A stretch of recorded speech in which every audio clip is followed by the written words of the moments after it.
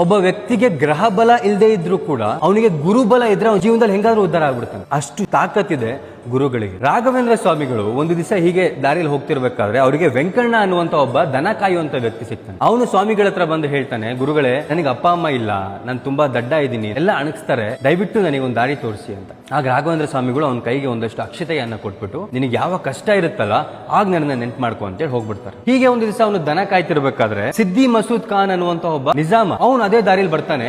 ಅವನಿಗೆ ಒಂದು ಲೆಟರ್ ಬಂದಿರುತ್ತೆ ಕನ್ನಡದಲ್ಲಿ, ಬಟ್ ಅವನಿಗೆ ಕನ್ನಡ ಓದಕ್ ಬರಲ್ಲ, ಮಾತಾಡಕ್ ಬರುತ್ತೆ, ಕನ್ನಡ ಓದಕ್ ಬರಲ್ಲ. ಅವನು ಹೋಗಿ ದನ ಕಾಯ್ತಿದ್ದಂತ ವೆಂಕಣ್ಣನ ಹತ್ರ ಕೇಳ್ತಾನೆ, ಏಯ್ ಬಾರೋ ಇಲ್ಲಿ ಇದನ್ನ ಓದ್ ತೋರ್ಸು ಅಂತ. ಇಲ್ಲ ಸ್ವಾಮಿ, ನನಗೆ ಓದಕ್ ಬರಲ್ಲ. ನೀನ್ ಬ್ರಾಹ್ಮಣನ ಮಗ ಅಲ್ಲೇನೋ, ನೀನ್ ಓದಕ್ ಬರುತ್ತೆ, ನೀನ್ ಸುಳ್ಳು ಹೇಳ್ತಿದ್ಯಾ, ಓದು, ಇದನ್ನ ಸರಿಯಾಗಿ ಓದಿಲ್ಲ ಅಂದ್ರೆ ನೀವು ಸಾಯಿಸ್ಬಿಡ್ತೀನಿ ಅಂತ. ವೆಂಕಣ್ಣನಿಗೆ ಕೈ ಕಾಲೆಲ್ಲ ನಡ್ದ್ಬಿಡುತ್ತೆ. ತಕ್ಷಣ ಅವನಿಗೆ ರಾಘವೇಂದ್ರ ಸ್ವಾಮಿಗಳು ಹೇಳಿದಂತಹ ಮಾತು ನೆನಪಾಗುತ್ತೆ. ಅವ್ನ ತಕ್ಷಣ ರಾಘವೇಂದ್ರ ಸ್ವಾಮಿಗಳನ್ನ ನೆನ್ಪು ಮಾಡ್ಕೊಂಡು ಆ ಪತ್ರವನ್ನು ಓದಕ್ ಶುರು ಮಾಡ್ತಾನೆ. ಬಾಯಲ್ಲಿ ಗಳಗಳ ಅಂತ ಎಲ್ಲ ಪ್ರತಿಯೊಂದು ಮಾತುಗಳು ಕೂಡ ಸ್ಪಷ್ಟವಾಗಿ ಬಂದ್ಬಿಡುತ್ತೆ. ಅವ್ನು ಓದಿ ಹೇಳ್ತಾನೆ ಅವನಿಗೆ, ರಾಜ ನಿನಗೆ ಮಗು ಆಗಿದೆ ಅಂತೆ.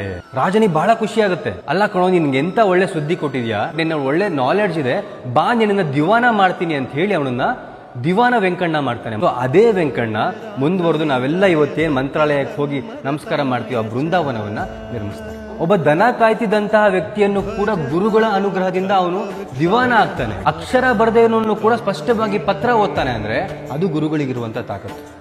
ಧರ್ಮದ ದೀಪ ಹಚ್ಚು.